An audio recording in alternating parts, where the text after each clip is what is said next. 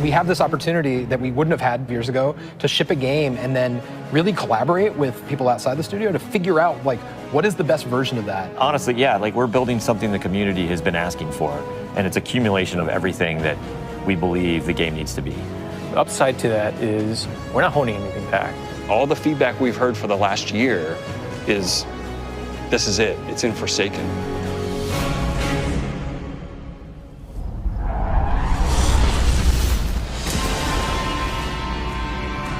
We want this release to have a different tone and a different vibe. We sort of just embrace that Western revenge vibe. You're going to a darker place. You're going to take on a different role as a Guardian. A barren landscape with like the asteroid vibe with like tumbleweeds. And I mean, that just sounded cool. Grit, man. I want to bring the dirt back. And what better way to start a story than to start it with a prison break? Right. Cade's been filling this prison with bad guys that are really bad. And so when it breaks, things can happen to all the world. First place you're going to go to is the Tangled Shore, which is a new part of the reef that you've never seen before. That's right, my friend.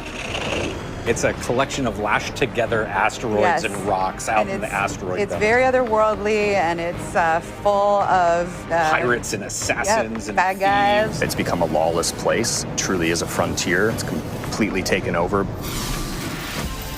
The most malevolent force there is the Scorn. They're very aggressive. They're always going to charge and push you. The Barons are the top dogs in the Scorn, and each one has gone back and like committed nefarious crimes. I think of it as the reverse Magnificent Seven, like the worst of the worst criminals. You are hunting down these different Barons. In fact, they're called Baron hunts. So one Baron is a sniper, and you have a sniper versus sniper battle with them. Another Baron is this big, giant, hulking melee character.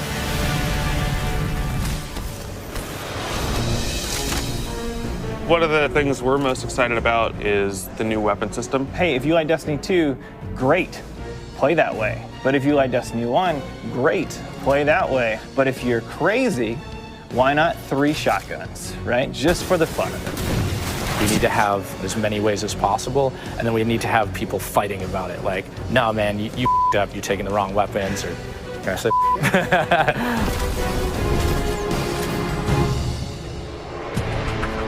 So randomables are coming back. Every single weapon is going to feel different when it drops. And we're improving the mod system, so you can customize your weapon the way you want it. We've got a whole new masterwork style system coming together where you actually are able to kind of move your levels up over time. And so there's investment back on the weapons again.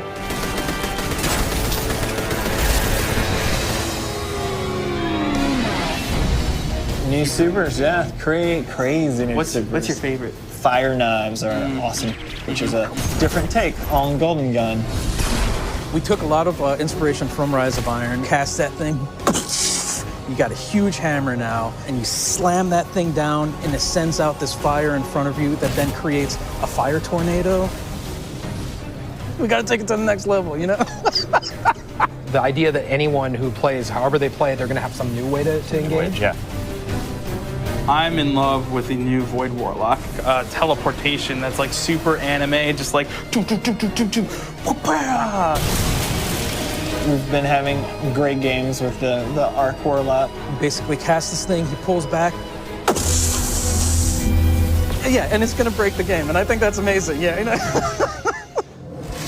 We also wanted a new weapon type that felt meaningful, so we came up with a bow and arrow, which seems kind of crazy, but when you use it, you feel like godlike. It is utilitarian, it's fantastical, it's also sci-fi. So we have a short range bow, we have a medium range bow, we have a long range bow. We built this guy, which is like supposed to be super techy. You're like, why would you ever choose a bow in a game that has an automatic, machine gun? But boy, it's deadly. I mean, that's a nice machine gun you got there, buddy, but right, and then it's done. The biggest thing for me going into production on this game was like a new way to play, a new thing to do that like is new to Destiny. Let's see what we've got. We want to be able to give players what they want, but also surprise them. Gambit is a brand new mode. Destiny begs to marry PvE and PvP together. It's like adding bacon to peanut butter and jelly. You start off being able to see the other team that you're going to compete against, so you can taunt each other, you can emote. Each team is in their own separate arena, and they're being assaulted by combatants. They're dropping motes for you to collect, you bank them. When you put them in your bank, you're gonna send a blocker over to the other side that locks their bank down. They can't put motes into it until they take out that blocker. Filling up your bank with the motes is how you summon your primeval. You burn it down, that's it, round's over.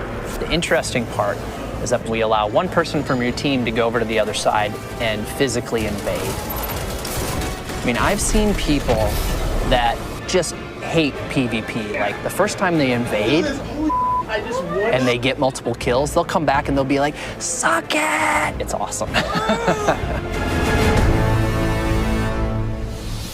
We leave the raid team alone. I mean, if you can't tell, like, we just kind of let them do their own thing. But we have Joe over there. For this next raid, we wanted to get back to the epic adventure where you're going out to slay a big monster again. This raid has more bosses than any raid we've ever had before, and we're really excited to get players in there. The raid is actually about more than just the raid. It's about the Dreaming City, the place that the raid exists. And it's an in-game destination that we've never done before. It's the awoken homeland. I could talk about the Dreaming City for hours. It's like if the Vault of Glass and Dreadnought had a baby. If they were like twins. Or the yeah, that's actually more accurate. Yeah, they're like twins. If, Yeah, like, yeah, yeah. You had twins, and then you took those twins and you put them on the doorstep of Peter Jackson, raised them as his own, and then that's the Dreaming City. It is magical and weird and mysterious. It's designed to be a destination that has puzzles that you need to solve. A lot of hidden corners, lots of passageways that might not seem to exist the first time. And the raiders, they affect this destination. They change it for everyone. It's like this cyclical endgame place where there's just secrets and different activities that unveil over time. So the Dreaming City that you see at launch is not going to be the same Dreaming City 2-3 weeks later.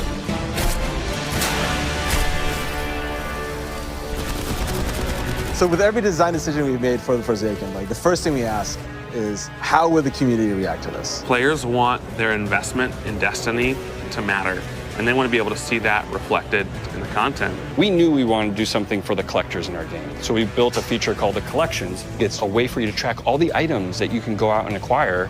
There's so much gear in our game. There are 2,000 items you can get. Go get them. You can look at sets and you can say, I haven't filled out this set. What do I have to do to go get it? If I want to find like how many guns in the world, I can actually go look now. We also had a triumphs thing, which is just acknowledging your achievement. It like ties into records, it ties into lore. It's a thing that can help you drive like, hey, I want to do that. And if I do those things, I can get a title. Like I can have a title floating over my name that says that I'm a god or whatever. Not me, like you. We wanted Forsaken to feel like a game that never ends. So we're going to reinforce the hobby and make the experience something that can be played night over night. We're changing the weapon slots. We're changing how the pursuits work. We're adding new features like the collections and the triumphs. We built Gambit. We've got a whole bunch of new weapons to chase, exotics that are really powerful. We have Lisa focusing on some sweet new exotic armor. Maybe we got overboard, like dialed it too high. Ore to go out there and collect in the world, exotic armor pieces to go out there and hunt.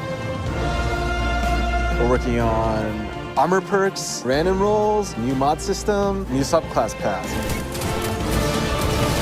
We're making Forsaken for people who love Destiny. Making a game that we can all love, that is the goal. That's what we're gonna constantly be pushing towards, always. Everything we're building is through that lens.